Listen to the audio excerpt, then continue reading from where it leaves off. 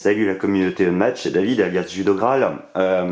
Premièrement, désolé pour la voix caverneuse.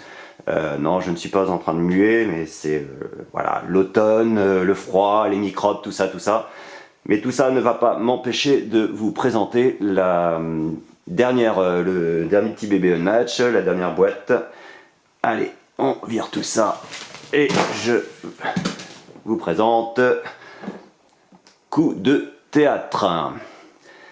Alors, Coup de théâtre, c'est une boîte, donc un match de Restoration Games localisé par Yellow et qui va voir apparaître les personnages de Shakespeare. Donc vous allez voir Shakespeare lui-même, Titania, Hamlet et les trois sorcières. Donc c'est une boîte de 4 héros, enfin 4 combattants, parce que là on va avoir 3 héros en un seul combattant. Donc toujours 2 à 4 joueurs à partir de 9 ans pour des parties d'une demi-heure en moyenne.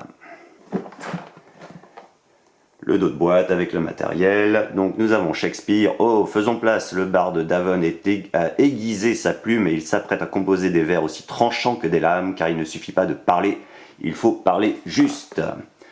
Nous avons les 3 sorcières.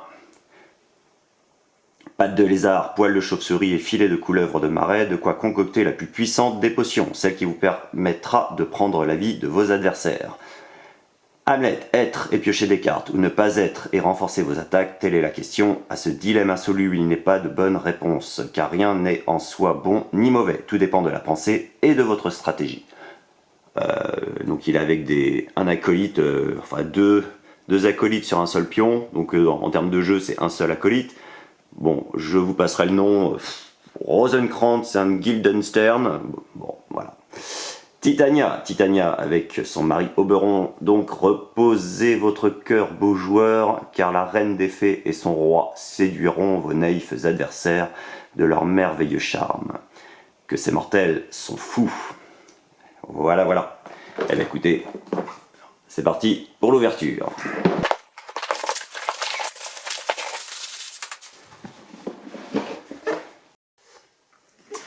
Allez, les 2 règles de jeu, donc la règle de base, toujours la même, je vous la présente plus, que voici, commune à toutes les boîtes Unmatch, et nous avons donc la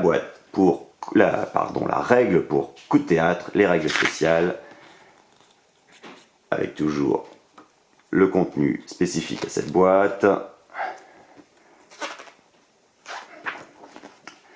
la règle spéciale pour les 3 sorcières, les 3 sœurs, Hamlet avec la question être ou ne pas être, Titania la magie des fées, et Shakespeare lui-même avec du pentamètre iambique. Ah oui, alors ça c'est une capacité spéciale, hein. Pentamètre iambique. Il y a bien que dans Unmatch qu'on arrive à placer des mots comme ça. On reviendra sur leur capacité, vous allez voir, c'est assez fou quand même. Les planches de pion avec les points de vie. Oberon est à 6 points de vie, Titania à 12 par exemple, Shakespeare 13, alors c'est pas énorme, hein. Hamlet 15, c'est un peu mieux, un petit pion avec être ou ne pas être, et ça c'est une planche pour les 3 sorcières avec un superbe chaudron, on va voir ça tout de suite. Nous avons toujours donc le plateau recto verso, donc c'est le même plateau, hein. Ça va changer bientôt dans les futures boîtes, mais ils ont compris qu'on préférait avoir 2 plateaux différents en recto et en verso. Mais là, on est toujours sur le nouveau concept depuis 4-5 boîtes maintenant. Donc un plateau avec les zones bien dessinées, et puis l'autre côté le même avec les zones en bordure dans des anneaux comme ça. Donc c'est le théâtre de Shakespeare. Voici. Hop. Et le contenu de la boîte, bah écoutez, j'enlève tout ça, je dépunch tout et on revoit ça plus précisément. Et voilà, tout est prêt. Alors, on a comme d'habitude, vous devez dépuncher et fixer les roues de point de vie là avec les petits rivets. Leur système a changé, il y avait quelques problèmes pour clipper, il fallait forcer un peu, là ça passe très facilement, ça se clip plus en fait, ça s'insère juste et ça tient très bien. Donc franchement, chapeau pour avoir rectifié le tir par rapport aux premières boîtes. Voilà, tous les points de vie tiennent bien. C'est nickel. Alors, eh ben écoutez, on va commencer par Titania. Tiens, c'est la première. Allez, figurine Titania, regardez-moi ça. Cool.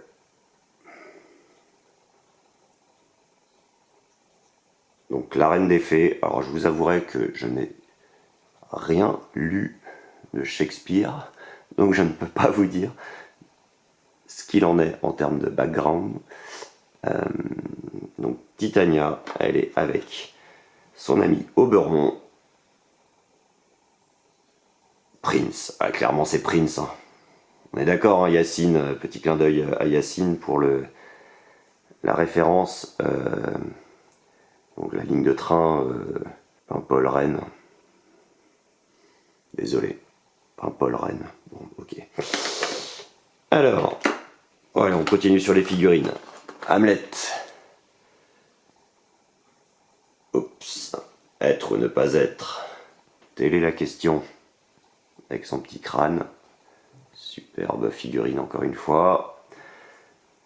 Et qui est donc accompagné de un psychique, un acolyte mais qui représente deux personnages, donc Rosencrantz et Guildenstern. Voilà, si je prononce mal, j'en suis désolé, c'est vraiment parce que je suis malade. Hein. Allez, les trois sœurs. Donc les trois sœurs, à l'image des Raptors, ce sont, et puis il y avait aussi Cloak and Dagger, ce sont des multi-héros. Donc en fait, ce sont trois héros. Donc les premiers multi-héros en français.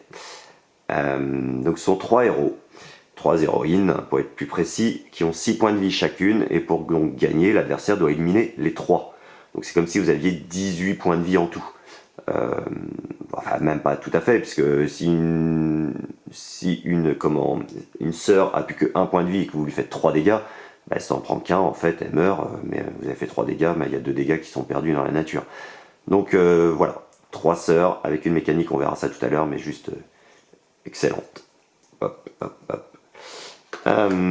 Et donc les 3 sœurs, bien sûr, n'ont pas d'acolyte. Hein. Et nous avons donc Shakespeare lui-même, le héros de la boîte, sans qui cette boîte n'existerait pas. Donc quand même un écrivain, acteur, dans un jeu de combat, d'affrontement avec figurines, c'est quand même assez cool. On avait déjà eu Sherlock Holmes un petit peu dans le même principe, mais bon, Sherlock Holmes, ça reste un bon combattant dans les bouquins. Shakespeare, je suis pas sûr que ce soit un bon combattant, je ne sais pas, je suis pas un spécialiste, mais voilà. Mais sa mécanique est juste excellente également. On va voir ça tout à l'heure. Et lui, il est accompagné de 3 acteurs que j'essaye d'attraper, voilà. 3 acteurs. Et regardez, petit clin d'œil, petite chose intéressante, les pions sont recto verso, en termes de gameplay ça n'a aucun impact, mais en fait vous avez une actrice d'un côté et un acteur de l'autre. Donc vous pouvez choisir de mettre un acteur ou une actrice à chaque fois. Voilà, ça change rien du tout en termes de jeu, mais c'est vraiment des petits détails comme ça pour laquelle on aime Unmatch. Allez, on va faire un tour des... Pardon, on va faire un tour des capacités et des decks. Eh bien écoutez, on va commencer par Hamlet parce que je pense que c'est la capacité la plus simple à comprendre. Ouais, c'est une capacité qui va ressembler à plusieurs. Donc Hamlet, déjà, c'est un combattant en mêlée qui a 15 points de vie, donc qui est accompagné de un acolyte qui est mêlé également avec 6 points de vie. C'est pas énorme, il a que 2 points de mouvement, c'est pas énorme non plus. Sa capacité s'appelle la question. Bah oui, être ou ne pas être, telle est la question. Donc au début de votre tour, vous allez choisir d'être ou de ne pas être.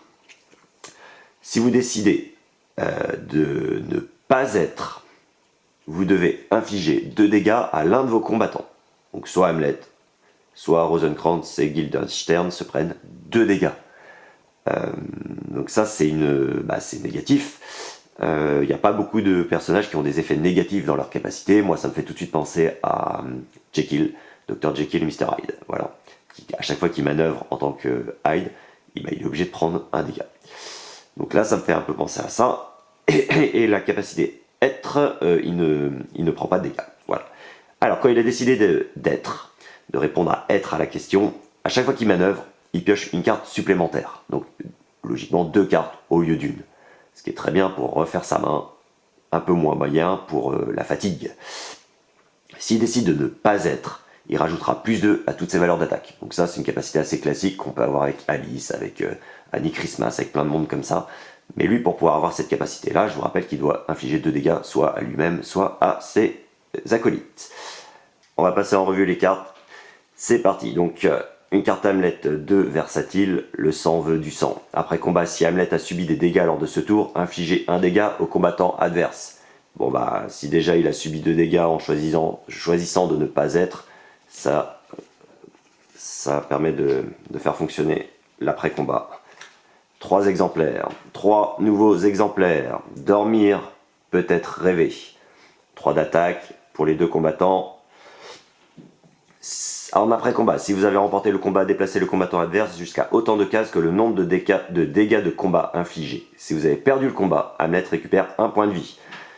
Je pense que les soins vont être importants avec lui parce que comme il s'inflige des dégâts tout seul, je pense que chaque soin va être hyper important. Regardez cette carte là, j'adore le dessin.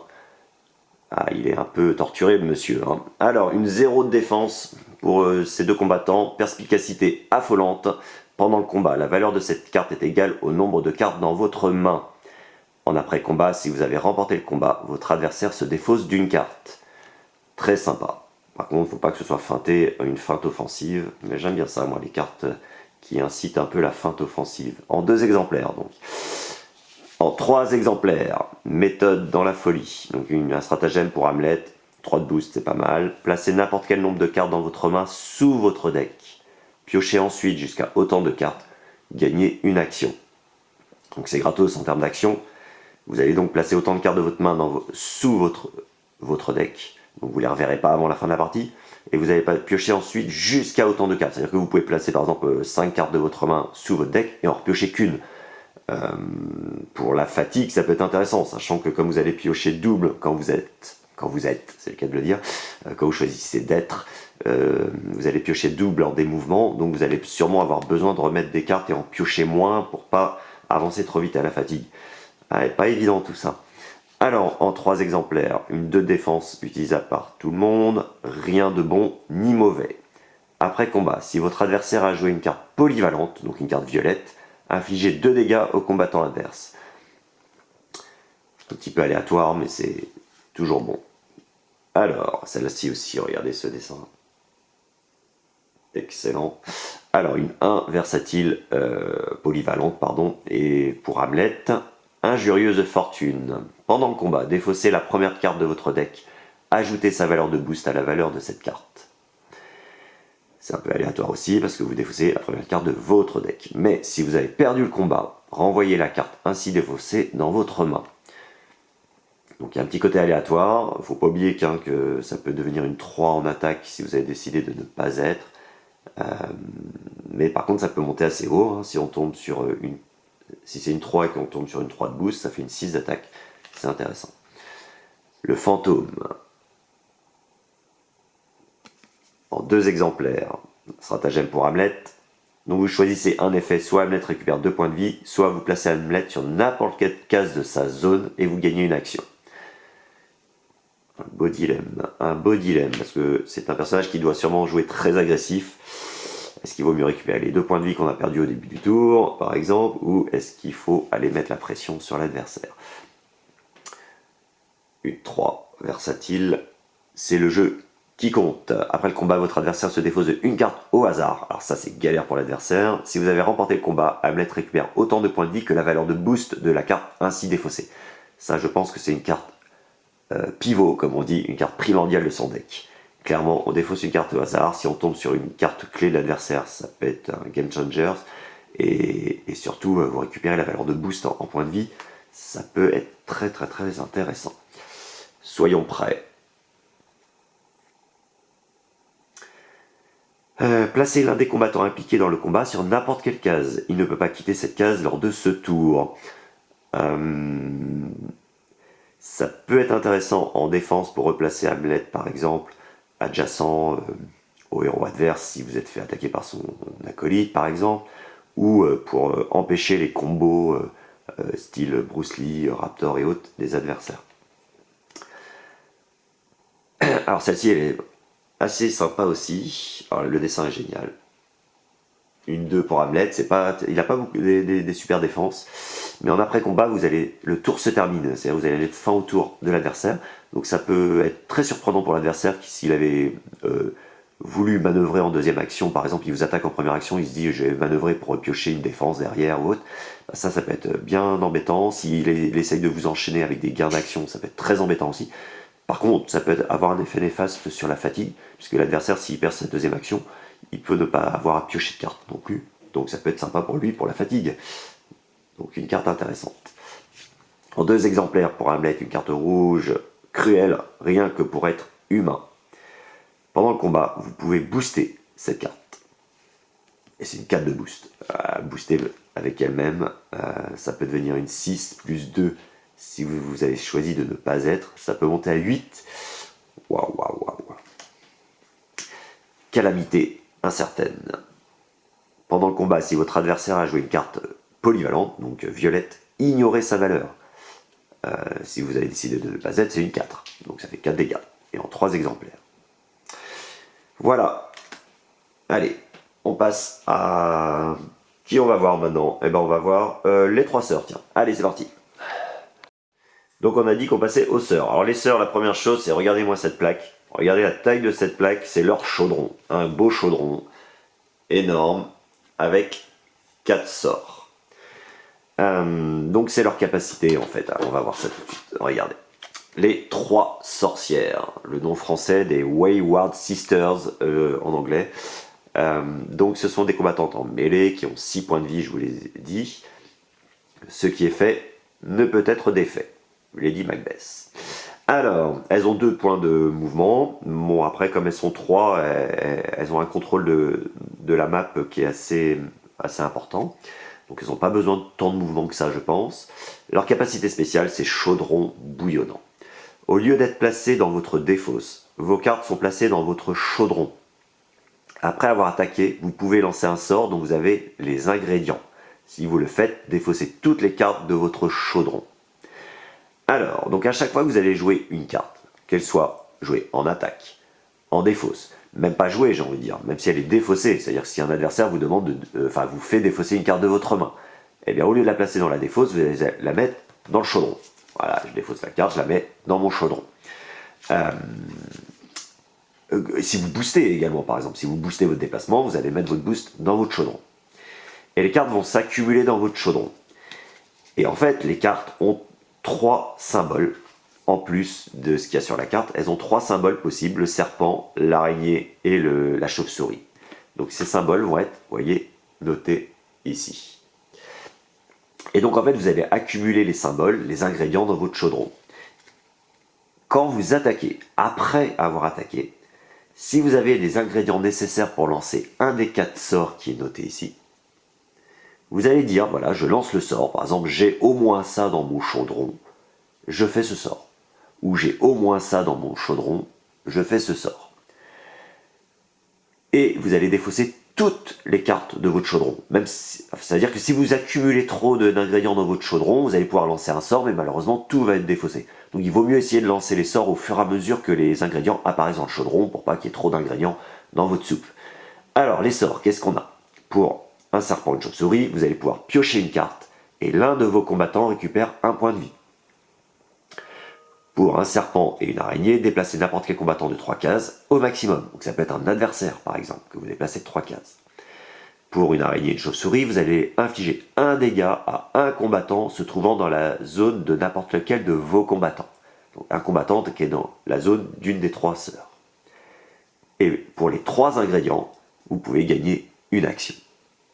Voilà comment marche leur système de jeu. Donc il y a un petit côté petit chaperon rouge, où quand vous allez jouer vos cartes, non seulement vous allez devoir faire attention à ce que vous voulez jouer pour les capacités, pour les valeurs, mais vous allez devoir faire attention aussi à ce qu'elles apportent comme ingrédient dans votre potion pour enchaîner les sorts après l'attaque. Alors j'ai un doute, je sais plus si je vous ai montré les figurines des sœurs. Bah c'est l'occasion, hein, c'est parti. Alors si vous regardez bien, ce sont des femmes à barbe. Elles ont des petites barbes. Eh oui. Alors ça, apparemment, c'est la description qu'en fait Shakespeare. Il y a plusieurs explications à ça. Et je crois qu'une des explications les plus plausibles, c'est que les femmes, surtout d'un certain âge, qui étaient jouées au théâtre, étaient souvent jouées par des hommes. Et donc, comme c'était des hommes d'un certain âge, bah, souvent ils avaient de la barbe. Donc, facile de dire dans la description qu'elles ont des barbes, comme ça permettait de faire jouer ces rôles par des hommes. Voilà. Bah écoutez, j'espère que je vous ai appris un truc. Moi, c'est le match qui m'a permis d'apprendre ça. Comme quoi, hein. Allez, on commence par les cartes. Donc, carte d'attaque, familier, omniscient. Immédiatement, vous renvoyez une carte de votre défausse dans votre chaudron. Après le combat, si vous avez remporté le combat, consultez la première carte de votre deck et placez-la dans votre main ou dans votre chaudron. Comment alimenter le chaudron en 2 exemplaires. Superbe carte encore. Ah là là, pour les amis des chats, regardez ça. Ils sont vraiment superbes encore. Alors, familier curieux. Après le combat, renvoyez une carte de votre chaudron dans votre main. Ah, vous voyez les choses intéressantes déjà. Hein. Avec celle-ci, vous renvoyez une carte de votre défausse dans le chaudron. Et avec celle-ci, vous renvoyez une carte de votre chaudron dans votre main. Donc ça permet de récupérer une carte qui est dans la défausse si on comboite les deux. Voilà, il y a déjà des petites choses intéressantes comme ça. 2 cartes. Double. Ça fait référence au texte, hein, mais là, je ne suis pas assez connaisseur, désolé. Pendant le combat, ajoutez +1 à la valeur de cette carte pour chaque symbole ingrédient différent dans votre chaudron. Donc c'est un maximum +3, parce qu'il existe 3 ingrédients différents. Hein, comme je vous disais, le serpent, l'araignée et la chauve-souris. Donc ça peut devenir une 6. Et celle-ci est en 3 exemplaires. Ah oui, je vous montrerai un petit truc rigolo. Regardez, je vous mets cette carte ici. Une défense à 2, peine et trouble. Pendant le combat, ajoutez +1 à la valeur de cette carte pour chaque symbole ingrédient différent dans votre chaudron. Donc c'est la même chose que celle-ci, mais en défense. Je vous la mets là, vous allez voir encore un petit truc rigolo. En 3 exemplaires. Et enfin, feu brûle et chaudron bouillonne. Immédiatement, renvoyez une carte de votre défausse dans votre chaudron. Donc la même chose que familier omniscient. C'est une 3 polyvalente en 3 exemplaires. Allez, je vous montre tout de suite ce que ça fait, ça, regardez. Regardez si on met les cartes les unes à côté des autres. Je vais essayer de vous faire ça comme ça, regardez. Tchac. Est-ce que vous voyez ça? Si c'est pas trop classe, ça n'a aucun effet dans le jeu. Vous voyez le dessin? Trop bien. Moi j'adore ces petits détails, ces petits clins d'œil. C'est ce qui fait vraiment que c'est un jeu hors norme, de mon point de vue. Allez, on continue. Quand le Urvari aura cessé. Pendant le combat, révélez la première carte de votre deck. Votre adversaire choisit un effet. Placez la carte révélée dans votre main, ou placez la carte révélée, placez la carte révélée dans votre chaudron et ajoutez sa valeur de boost à la valeur de cette carte. Donc c'est vous qui le faites, mais c'est l'adversaire qui choisit. Donc soit en fait, la carte qui est révélée, vous la gagnez, une carte de plus, dans votre main, soit il la met dans le chaudron, donc ça rajoute un ingrédient, vous ne pourrez pas la jouer, mais par contre, vous rajoutez la valeur de boost à votre attaque. Voilà, donc c'est à l'adversaire de choisir ce qu'il veut faire. Le dessin est encore excellent. C'est l'un des plus beaux decks, je trouve. Bon, après, ils ont tous leur avantage, mais je trouve que ouais, les sœurs, c'est quand même...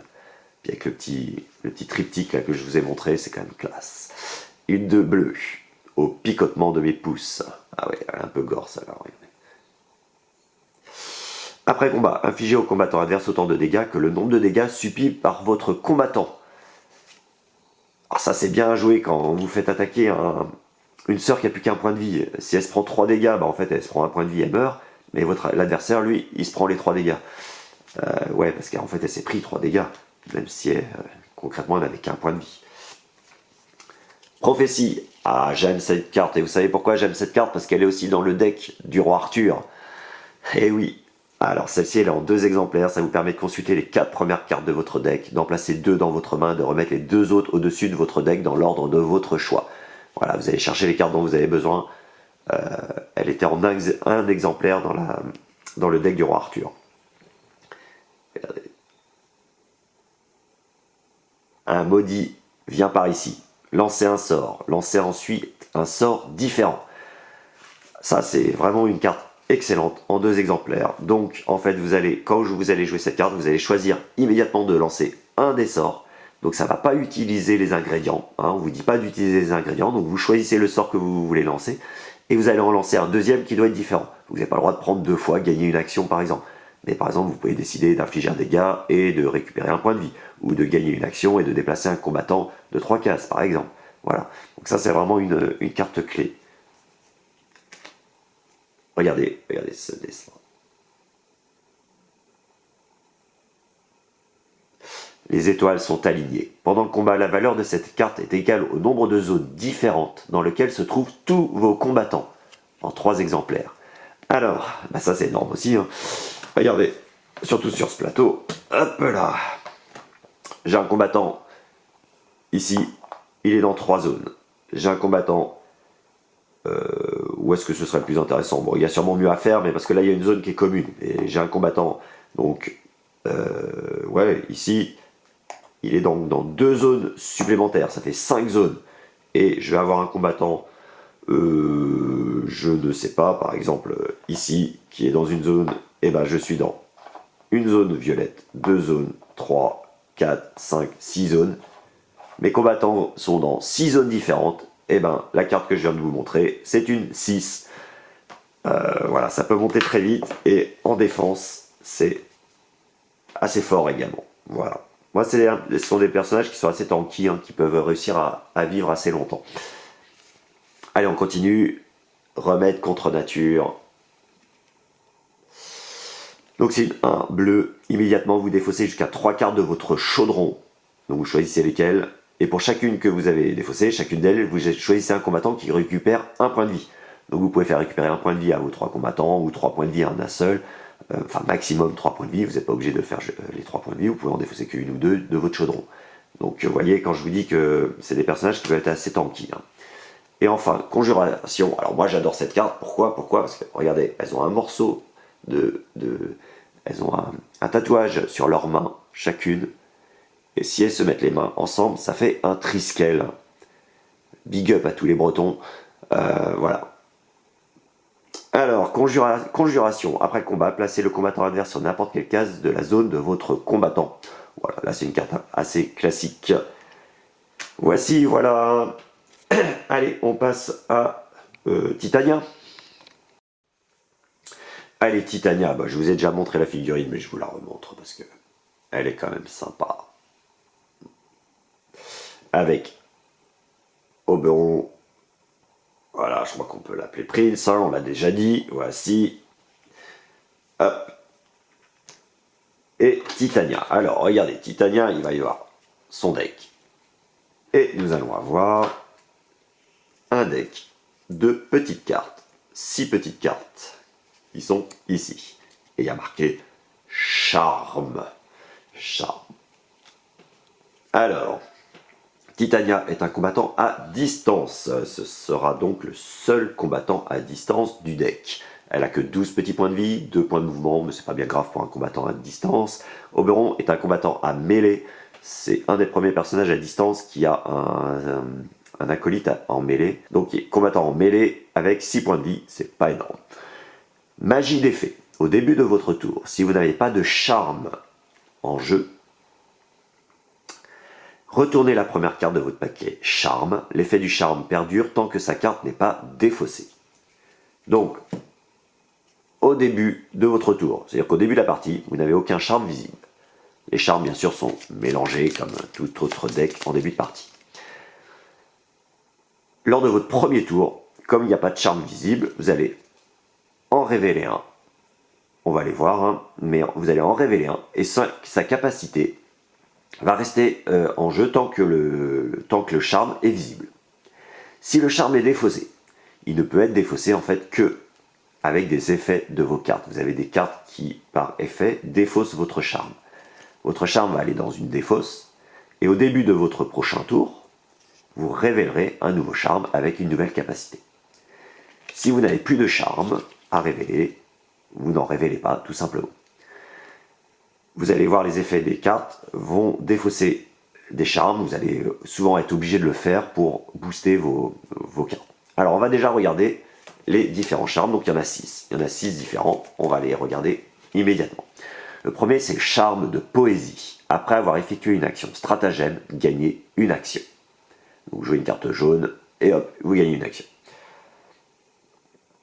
Charme d'amour. Lorsque vous effectuez une action manœuvre, vous pouvez déplacer un combattant adverse de une case avant de déplacer vos combattants. Ça, c'est toujours excellent, surtout sur les plateaux Marvel où il y a des marqueurs bonus. C'est toujours excellent. Charme de jalousie. Lorsque l'un de vos combattants est attaqué avant de jouer une carte, Titania et Oberon peuvent échanger de position. S'ils le font, l'autre combattant devient le défenseur. C'est juste monstrueux. Bon, après, ça va dépendre des cartes, comme toujours, mais c'est juste monstrueux. C'est-à-dire que, par exemple, vous faites attaquer Titania, elle a plus beaucoup de points de vie, bah écoutez, vous échangez Titania et Oberon de place, et c'est Oberon qui va se faire attaquer à la place de Titania. Ou inversement, vous avez une grosse défense avec Titania, Oberon se fait attaquer, et ben vous échangez, vous défendez bien avec Titania, et puis vous vous retrouvez à côté de l'adversaire pour lui mettre un gros taquet au tour suivant. Bon. Charme d'avidité. À la fin de votre tour, vous pouvez piocher une carte. C'est un choix. Donc c'est excellent. Pour jouer agressif, par exemple. Charme d'invisibilité. Vos combattants peuvent traverser les cases occupées par les combattants adverses. Ça, pour un combattant à distance, c'est pas exceptionnel. Pour Oberon, ça peut être bien pour réussir à atteindre le héros adverse. Ou sur des maps avec des passages secrets, par exemple, si les passages secrets sont bloqués, des choses comme ça vous permet de passer à travers. C'est un petit bonus. Puis ça vous empêche en plus d'être bloqué par un adversaire avec plusieurs acolytes aussi, par contre. Oui, ça peut être bien pour ça. Et enfin, le dernier, le meilleur, voilà, vous allez voir que ça peut être assez excellent, c'est le charme de sommeil. Vos combattants ne subissent aucun dégât autre que les dégâts de combat. En fait, vous ne pouvez pas perdre de points de vie autrement qu'en combat. C'est-à-dire tous les après-combats qui font des dégâts, ça ne marche pas.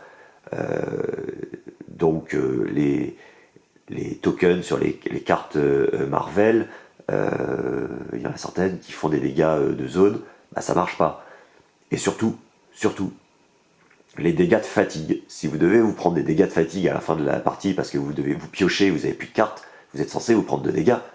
Si cette carte est visible en jeu, vous ne vous prenez pas de dégâts. C'est-à-dire tant que cette carte est visible, vous ne pouvez pas mourir à la fatigue. Donc c'est assez énorme. Ça donne un plan de jeu supplémentaire assez intéressant. Allez les cartes.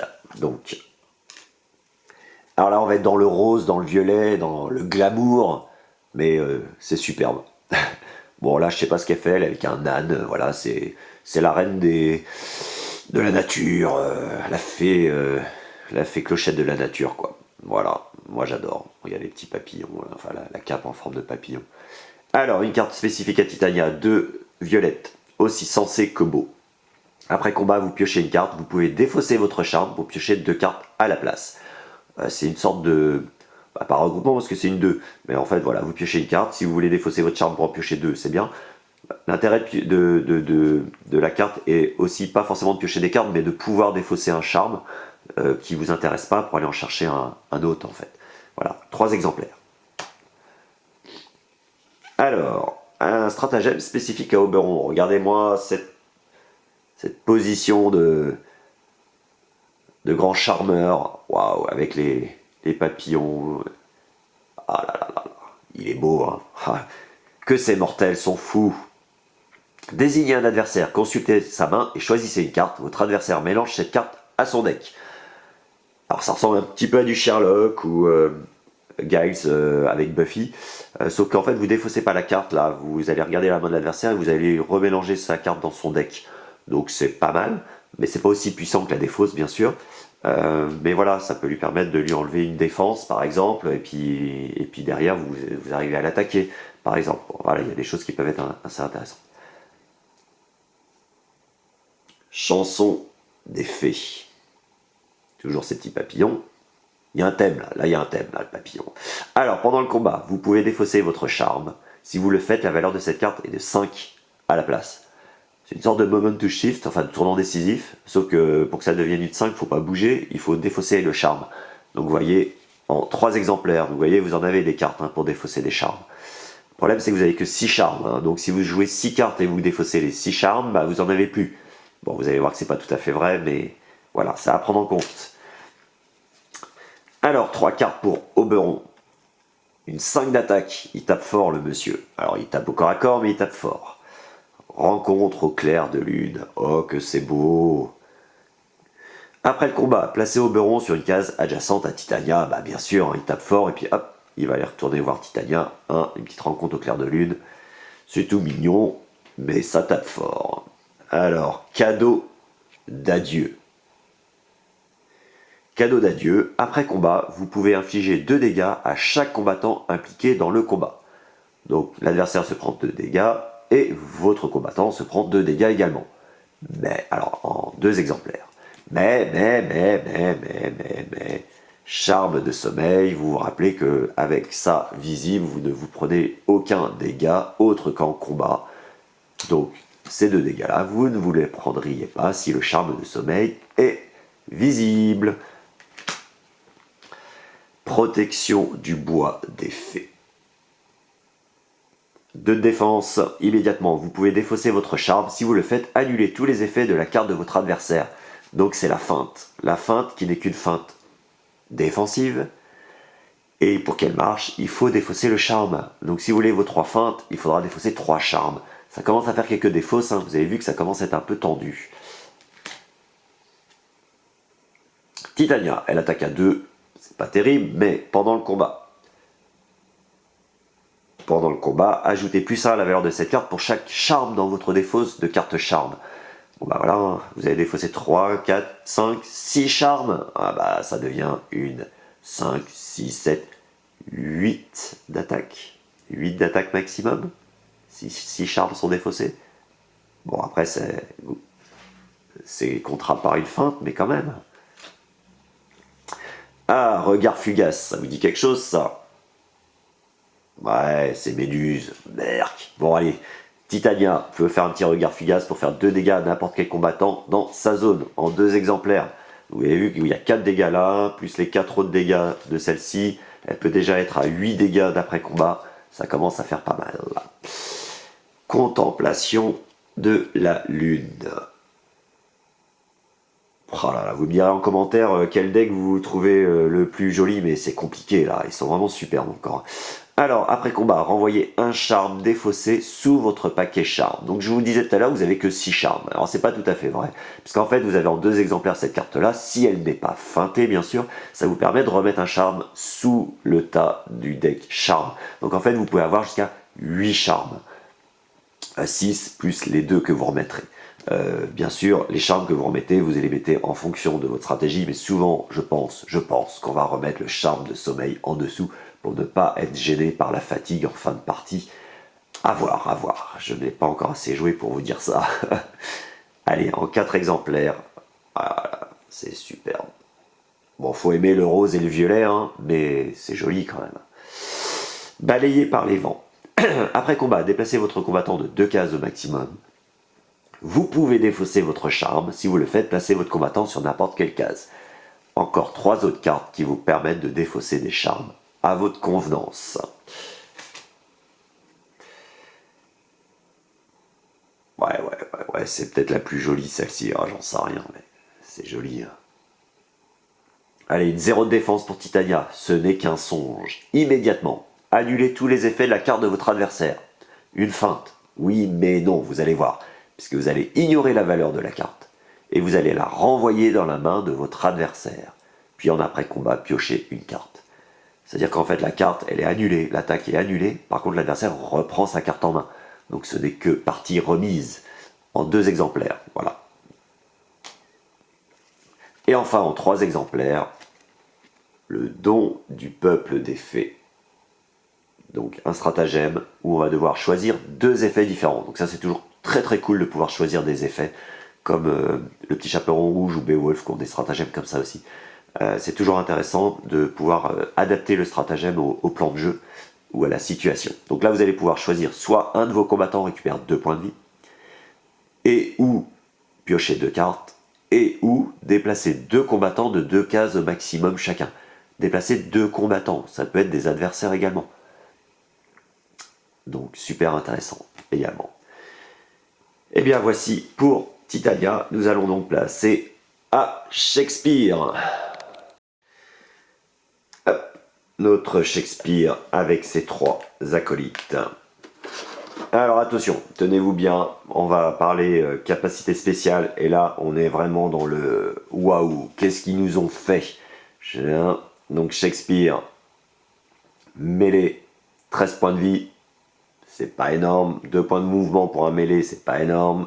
Ces acteurs sont en 3 exemplaires avec un point de vie, et ils sont mêlés également.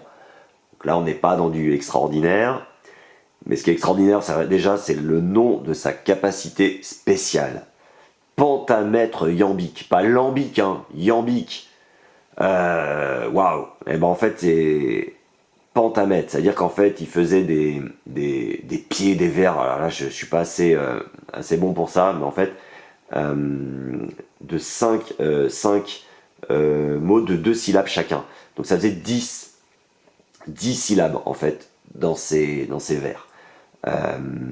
Donc ils ont repris cette notion de poésie dans sa capacité spéciale. Et vous allez voir, c'est juste énorme. Donc après avoir attaqué ou défendu, donc là on est bien après une attaque ou une défense, c'est-à-dire pas quand on défausse une carte, pas quand on booste un mouvement. Donc à chaque fois qu'on attaque ou qu'on défend, on va ajouter la carte qu'on a jouée à nos vers. Donc on va avoir une ligne de cartes qu'on va poser devant soi et ça va faire un vers. Lorsque vos vers comptent exactement 10 syllabes, vous allez résoudre un effet de complétion de la dernière carte du vers. Je vous montre la première carte qui est ici. Ah, là c'est le nom, elle s'appelle Hélas. Hélas, on voit 2 petits points bleus dessous, c'est 2 syllabes. Et là on a un rappel ici qui nous dit c'est une carte qui fait 2 syllabes. Si je joue cette carte en attaque ou en défense, je vais la poser devant moi, pas dans ma défausse, je vais la poser devant moi pour montrer que j'ai posé 2 syllabes. Et on va faire ça. Et dès que ma ligne atteint 10 syllabes ou plus, je vais défausser toute ma ligne. Mais si j'atteins 10 syllabes pile, je vais en plus faire la capacité bleue, vous voyez en dessous là, de la dernière carte que j'ai jouée. La dernière carte que j'ai jouée en attaque ou en défense qui m'a permis d'atteindre les 10 syllabes pile, je vais faire la capacité bleue qui a marqué en plus. Si ça dépasse les 10 syllabes, je ne ferai pas la capacité bleue et je défausserai toutes mes cartes. Dans tous les cas, on défausse toutes les cartes. Waouh. Donc là, vous voyez, c'est un peu technique, mais c'est beaucoup plus simple en jeu. C'est un peu technique à expliquer, mais en fait, en gros, vous allez accumuler vos cartes comme ça. Donc là, vous êtes à 2, plus 2, 4, plus 2, 8. Je suis à 8 syllabes, par exemple, quand j'ai attaqué ou défendu avec ça. Bah, si j'arrive à jouer une 2 syllabes en attaque ou en défense, je vais arriver pile poil à 10. Bah, du coup, cette dernière carte que j'aurais jouée, je ferai ce qui a marqué en bleu dessus. Donc vous allez devoir prendre en compte la carte, mais également le nombre de syllabes et la capacité que vous voulez faire fonctionner en dernière action. Donc il va falloir un petit peu comme le petit chaperon rouge, il va falloir penser 1, 2 ou voire 3 coups à l'avance. C'est super super technique, mais c'est juste excellent. Allez, voyons voir toutes ces petites cartes. Donc on vient de voir Hélas. Hélas, hélas. 2 syllabes. Après le combat, si vous avez perdu le combat, Shakespeare récupère 1 point de vie. Bon, il y a des chances, hein. Et si vous arrivez à la jouer en dernière carte, piochez 2 cartes, Shakespeare récupère 2 points de vie. Donc c'est en plus de la capacité de la carte, bien sûr. Ah oui, petite chose, c'est que cette capacité bleue ne peut pas être feintée. Ce n'est pas feintable, ce n'est pas une capacité de combat. C'est en après-combat. Ça, c'est en 2 exemplaires. Tous 4 rouges, Tous sont punis. 4 syllabes, tout va bien. Après le combat, infligez un dégât à chaque autre combattant dans votre zone. On ne parle pas de combattant adverse. Chaque autre combattant. Donc ça peut tuer tous vos acteurs s'ils sont dans votre zone. Donc faites attention au placement. Et en fin de ligne, si vous mettez fin à votre pentamètre iambique, vous piochez une carte. Ça c'est en 2 exemplaires. Rien que des traîtres, 4 exemplaires. 4 syllabes en 2 exemplaires. Pendant le combat, ajoutez +1 à la valeur de cette carte pour chacun de vos combattants adjacents au combattant adverse. Ok, donc si vous rapprochez du combattant, vous l'encerclez, c'est une carte qui peut valoir pas mal. En fin de pentamètre iambique, placez chacun de vos combattants sur n'importe quelle case, ça vous permet de replacer vos combattants. Alors celle-ci, regardez, trop bien. En fait, c'est une carte qui s'appelle Horreur et qui est en 5 exemplaires. J'ai pas d'autres exemples, je crois que c'est le premier combattant qui a une carte en 5 exemplaires. C'est la même, c'est exactement la même, sauf que je vais vous montrer en fait, chaque dessin est différent. Chaque dessin est différent. Et en fait, si vous remarquez bien, vous avez l'araignée, le serpent et les chauves-souris des sisters, des sœurs. Les autres, je ne sais pas si elles font référence aux autres combattants, mais voilà, c'est super. Alors, qu'est-ce qu'elle fait cette carte, qui est en 5 exemplaires? C'est une carte d'attaque pour Shakespeare, horreur, donc 2 syllabes. Pendant le combat, vous allez ajouter +1 à la valeur de cette carte pour chaque autre carte horreur dans vos verres. Donc, si vous avez déjà joué des cartes précédemment dans vos verres, et qui sont dans votre ligne de verre, bah celle-ci aura +1 par autre carte jouée. Et en après-combat, pas en après-combat, mais en fin de pentamètre iambique, si vous jouez celle-ci et que ça fait 10 syllabes, infligez un dégât au combattant adverse pour chaque autre carte dans votre verre. Sachant que celles-ci, ce sont que des 2 syllabes, et vous risquez d'en avoir quelques-unes si vous les accumulez dans votre ligne de verre, et du coup la dernière qui est jouée peut faire pas mal de dégâts. C'est pas évident, parce que bien sûr il faut défendre aussi, et donc vos défenses elles vont s'accumuler dans vos verres aussi, dans votre ligne de verre, mais voilà, ça peut être un bon effet à mettre en place. Alors, attention, boum. Mon fief pour un cheval. Alors ça c'est vraiment une carte, enfin une phrase emblématique de Shakespeare. Alors, là ils ont mis fief pour que ça aille bien, donc bien joué pour les syllabes. Je me demande si la phrase en français c'est pas plutôt mon règne pour un cheval, mais ça aurait fait 2 syllabes. Donc bon, là je suis pas un spécialiste, mais voilà, c'est bien vu. Parce que ouais, ça a dû être vraiment super technique à traduire ce deck, ça a dû être une horreur, mais pour l'instant tout va bien. Allez, donc mon fief pour un cheval en 3 exemplaires, 5 d'attaque pour Shakespeare. Et regardez, 6 syllabes donc c'est la moitié, c'est plus de la moitié, voilà, 60% de votre ligne de verre, et qui vous dit, si vous la jouez en dernière, vous gagnez 2 actions. C'est monstrueux. C'est monstrueux parce que si vous arrivez à faire ça en première action, vous gagnez, et que vous arrivez sur 10 pile poil, vous gagnez 2 actions, il vous en reste 3. Ça vous permet peut-être d'enchaîner avec une attaque qui vous refait gagner 4 de verre, puis en avant-dernière action, vous réattaquez avec une deuxième comme ça qui vous fait arriver à 10 et qui vous fait regagner 2 actions. Donc vous avez à nouveau 3 actions.